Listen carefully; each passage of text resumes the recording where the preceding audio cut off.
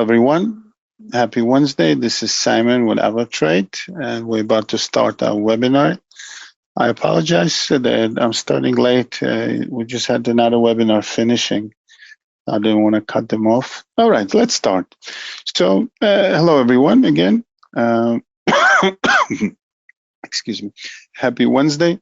This is Simon with AvaTrade, and we're starting our weekly webinar, Inside Circle, Interactive Trading Conversations. A few words about myself. My name is Simon Friedman. I'm a Senior Account Manager with AvaTrade, and I started my trading career in June of 2000, so it's almost 24 years. I started as a prop trader on Wall Street, and after 11 years doing prop trading, I moved into different ways of trading and also started to mentor and educate traders. And currently, I'm very happy that I have this great opportunity to assist our customers at AvaTrade. The agenda of the webinar is very simple. We're here to ask questions, and that was my idea to create this webinar, actually, instead of just preparing a presentation with things like we have with our other webinars, including myself. So this gives the podium to the audience, and you guys can ask questions about specific markets, something that you trade. It could be a specific commodity, specific stock, futures, and other things. Okay. Risk warning. You can find the full document at avatrade.com. And of course, everything we do here, it doesn't give any recommendation, just purely educational process. We have social media channels here. Please visit, subscribe, use it. A lot of information there. You have Telegram, you have Twitter, or it's X now, and my favorite, as I always say, it's a YouTube channel where you can find a lot of information that includes educational materials, tutorials, and of course the webinars are being recorded and posted in our YouTube channel. Okay, so I guess we will move now to the trading terminal. And just want to explain for new people again, we have up to an hour, and I really like when people just flood me with questions, and we'll discuss it together. We'll look at the charts. If I know any fundamentals about specific instruments, I'll be happy to share with you, because I do a lot of market reviews, so I'm pretty much aware of a lot of things. And of course, it's all public information, nothing secret. And we'll be going for as long as we have questions coming in. Okay? So let's start. Please feel free to ask questions. You can ask multiple questions if you like. Also important to keep in mind that you have a great opportunity to share with people that will be watching this on YouTube, because they're not able to ask questions. They can only watch the recording. So your questions would really help the people that are coming in. Okay? All right, I'll give it a few seconds. Please, let's send the questions, and I'm going to start to address them one by one.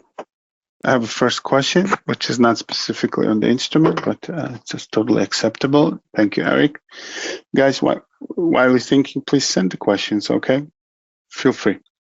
So Eric's asking, Powell's recent comments regarding inflation causing oil tech stocks to drop today. It definitely has an effect on the market, of course. And I don't think there's anything new. The moment we got that report on CPI, the latest one, high, that was the first trigger, and Powell's words and other representatives of the Fed committee, they're pretty much in the same direction. Some of them, they were talking about it even earlier, before we got the report, that it could be premature to cut the rates. So if you look at it in chronological order, from the beginning of the year, it was kind of priced in that we should have a first cut around March.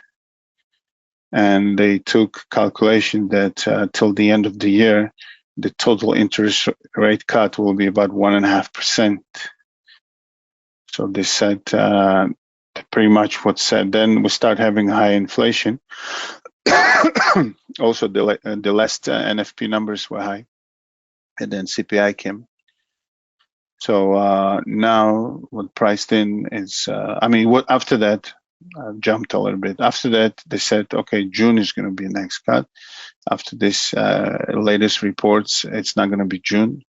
The probability went to almost none. And as of now, they said that until the end of the year, we might have a total of 0.5% cut. But Powell said, and others said that that's always the same language. They'll be monitoring the data. And as of now, definitely no cuts are coming, definitely not in June. So we did have a sell-off. If you take talking about tech stocks, so we take NASDAQ as an indication here. You could see here, I think Wednesday was the CPI went down, then we had the correction there. Friday was a sell-off into the weekend. Some of it was to do with fear of Iran attacking Israel. And then today is the third day we are selling. And just to give you an idea, take a look. Friday before the sell-off, we were at almost 18,500. Actually, the high was 18,506. We are almost 1,000 points lower. That's a significant drop. Now, oil, it's tricky. Definitely on the supply. If you remember, I don't know if I mentioned here or in my other webinar, when I said that oil has been strong for two reasons. One, the demand was hot as the consumers are spending. All this move went up, and also fears, Middle East and other things. Russia also announced in March that they're cutting daily production by 471,000 barrels a day. So that was something that I called double impact. You had the high demand and shortage of supply, or possible shortage of supply. But now you see things are selling, and I just want to check really quick what the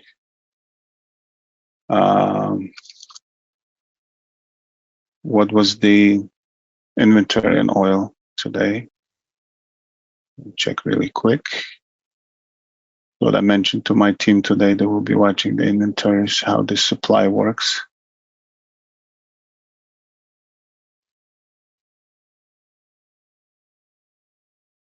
One second.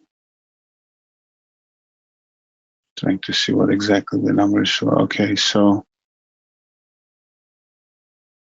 inventories are, so the prediction was, or assumption was 100.6 million, and we were high at 2.76 million. So the supply was also higher than expected. So now there's a flip, right? In a way, I don't know if you can use that terminology, but there's a fear of slowing demand as stocks are falling, markets are falling, earnings are coming mixed. So demand, it could be cooling down, and the supply is growing. So that's your move right here. But we are in an interesting situation here. You see, this was the correction on the April 1st. A little spike to the downside, and then we made a new leg to the upside against this resistance here, 81.79. And we hit today at a low 82.53 so far. So we're getting close to, we might be retesting it here. And if we start falling further, we might be retesting the 50-day moving average here.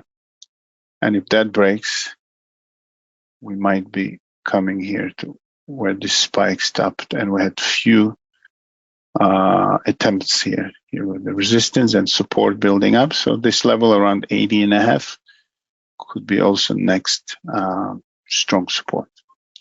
All right, so in general, market is selling. As you could see, the VIX had a nice spike up. Also, the 10-year yields had a spike up. Dollar had a strong move to the upside, and the stocks are selling. Also, Bitcoin is selling with stocks. and it looks like we are in a risk-off situation, and we should be watching gold. As you could see, gold after making all-time high, it is holding around these levels. Okay, so I kind of give you the broad thing, the effect of the Feds, and definitely it had an effect on the equity markets and the tech stocks, first of all, as they borrow a lot of money, so high interest for them, it's not so great. Also, some banks are suffering, like JP Morgan. They are suffering a little bit. First, they made a lot of money, but now they're suffering because mortgages are not selling so much because interest rate is high. That was the latest thing they said. And their projection till the end of the year is not so great. So you can see this gap after the earnings. And we are sliding low. Okay, guys. So that's covering Eric's question. We ready for next question? Please go ahead. Like I always say, I'm not here to fake questions, just to keep going. So would be great to hear questions from you. Again, if you don't feel like asking, think again about the people that will be watching it or are watching it at our YouTube channel later on. All right, I'll give it a few moments. Let's ask questions. Let's go, guys. Always asking. Well, it's a long question, so I'm going to read it. Beautiful. Hi, Simon. UK CPI was announced today at 7 a.m. and actual CPI of 3.2 was better than forecast 3.1, but worse than the previous 3.4. My question is, how can one interpret this better and trade the news direction? At what stage and time after the news can one be sure of the direction? 50 minutes, 30 minutes, 60 minutes to trade the pair. I asked this because GBP USD was at 124.29 before the news. It went up and back to same spot. What's the impact at the end? Great question, and I'll try to answer as deep as I can. Give me just 1 second. I'll bring the. So the news came at 7 a.m., right?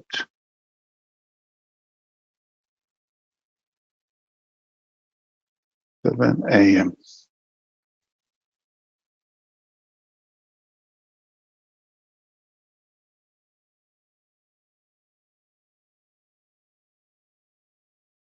$8:45, 7. Okay.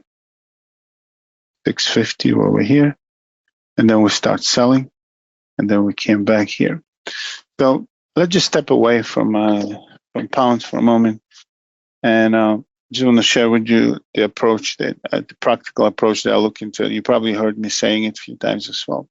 When the news are coming, and I always say it's important to know the the economic calendar as far as dates and times, so you wouldn't be caught in surprise moves, right? It is important. At the same time, if somebody gave you a tip and told you exactly what report will be showing, you could never know exactly what the market will be doing, especially in today's situation, because so many things. Is it fundamentally good for the market, good earnings? Is it bad, good earnings? Is the inflation good? Is inflation bad? And so on. So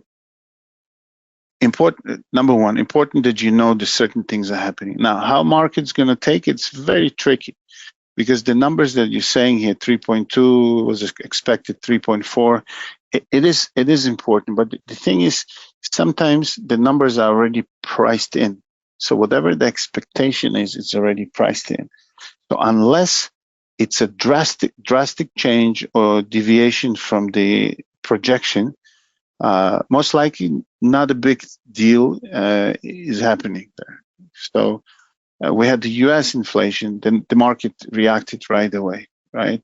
Here, the difference of the expectation and the actual, it's not so huge. So that's why I think it's important to see And you're asking great question here. Is it 15 minutes, 30 minutes, 1 hour? It depends first of all on the size of the move, right? So if you say here 5 minutes, so the news came right here, and it start falling, right? 7. So this is first 5 minutes. Next 5 minutes. So went 1, 2, 3, 4, 5, 6, 7, 8. Went 40 minutes down, right? You could see here. So you already have an idea.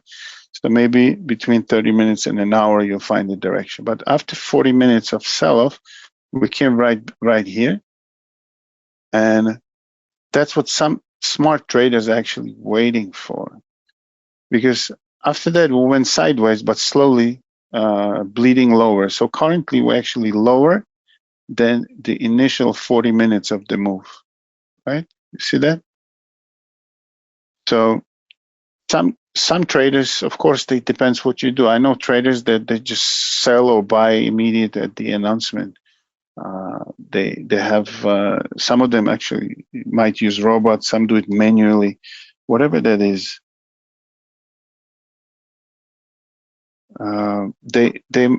They might enter or not enter. That's what it is. The smart traders, that directional traders, or someone that really observing things before entering. So they waited for this move. They waited for a reversal, and they waited how we react to the level before the sell-off. So as you could see, the sellers push it down, the buyers push it right back, and then the sellers came in again. So as you could see here, we did close above, and there was no, after 5 minutes, the first, only one candle of 5 minutes closed above, and there was no continuation. They didn't take this high off. Instead, we came right back. So the moment this candle happened, and it's also erased the previous almost 15 minutes of the move up. So some traders probably, again, it's easier for me now to speak and be, look smart and everything else, because it was already in the past. It's always easy to analyze the past, but I'm just sharing with you how the traders think. So when we sold here, because here it's easy. You can try selling here and expecting at least move to this point, because you have your point of reference. You have this recent high or high on the day, right? That's exactly what happened here, right? So you have a clear stop, because trading without stops, again, I'm not saying you should be using stop or not. It's totally your business. Some people use mental stops if they're glued to the screen. And if they're not really glued to the screen, they use actual stops. So at least here, if you enter a low of 124.71 and your stop is about 10 pips, it's a nice stop. Again, depends on your position size and your strategy and everything else. But at least you know what is your point of reference. Either you put physical stop or you just watch that level. And since then, we were stepping down slowly. It took us a while to come back to this level, right? And then some traders would be closing here, because as you could see, that's exactly what happened. The next bottle starting here. The moment the sellers won here, the buyers took over here. So then we moved higher. As you could see, we start kind of painting the trend as again, this is 5 minutes. I'm just giving you details thing, but if you want to do 15 minutes, it doesn't matter what you do, how you trade. It depends if you're a scalper, if you're a day trader, so on. But take a look. We start really forming a lower highs and lower lows. So now we're trying to come up again. So as of now, the key level is here, 124.50. Okay, this is the level where we stopped initially. And the next floor, the next support is, you see, you have two 15-minute bars hitting almost the same level. And guess what? If you look left, there was a lot of fights around that level in the past. So history repeats itself. So again, this is kind of a long long explanation, deep explanation. But first of all, you need to know what you're doing and what's your agenda. If you're a scalper, you can look at 5 minute, even 1 minute bars, and scalpers get in and out sometimes within a minute. I don't know what your style is. Your question is very broad. How much should you wait? Depends. If you want to buy it for a swing trade, you could wait 30 minutes. You could wait 1 hour. It's up to you. If you're a scalper or kind of a quick day trader, you could wait less, but then you have to be quick on getting in and out. All right. But the idea is, first part of the question with the numbers, it's very hard to predict. It's very hard to really know what's going to happen exactly. So you always, I like to use the phrase the traders use: the trend is your friend. You try to figure out what's the trend at that moment. And that's why sometimes you need between 30 minutes to an hour to really realize what the trend is, right? I hope it makes sense. Okay, Eric is asking about Microsoft. Great question. Recently, before we start following, Microsoft was actually bypassing Apple, since Apple fell to a $3 trillion company, right? So I think last number was 3.12 when it hit 420. Let's take a look. Where are you, Microsoft? Here we go. So we're at 412, obviously. All right, and it's a good level because there was a lot of actions here. You see, first of all, this move from 365 to 412, stop right here where we are right now. 412.60, that was on January 30th. Then we were zigzagging, kind of holding this initial sell-off almost to the penny. Tried a few times going above here. The first time we open and close, you have a clear candle above that 412. The very next day we sold, then we gapped down, then we hit 397, gapped up, as you could see, a lot of actions, and we lifted above that level, current level 412, on March 12th, a month ago. And since then, we've been in the buying area right here above 412. We hit 430 briefly on the 21st of March. And there was one time we hit it. We never hit it again. And this recent high here, 429.16. Here we sold on Monday. The market sold intensely with the tech stocks. Yesterday was a flat day. And today we penetrated that level to the downside, but we're still up. So as long as Microsoft is trading about 412, the buyers are holding control. They are in the driver's seat. If we see a move below this 412, something like here, as you could see, we closed, then we had another one, and then even though we went higher, but the trend changed, this was a big spike to the downside. So if we start seeing price action with the candles closing below 412, and if we start building daily candles below this, 1, 2, 3 candles, whatever it is, we might actually go and test the bottom of this 397. Of course, the 400 is going to be psychological level, probably hard to break like we did here. But that's the stock itself. Of course, they're involved with AI. I think they just invested a lot of money in one of the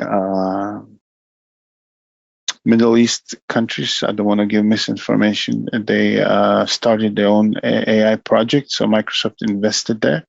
They're very smart. They also were the first one, I think, investing in OpenAI as well. So they are involved in that business. They're investing. So let's see if anything fundamentally comes out. But technically speaking, after this move, there was no reaction to the upside really, and today we're trading below. So it looks bearish, and of course the whole market looks bearish. So if market sells, Microsoft probably is gonna sink with it a little bit. Let's see. let's see what happens. Okay, I hope that works, Eric. We're doing good. We're about 33 minutes, or actually 30 minutes because we started a few minutes late.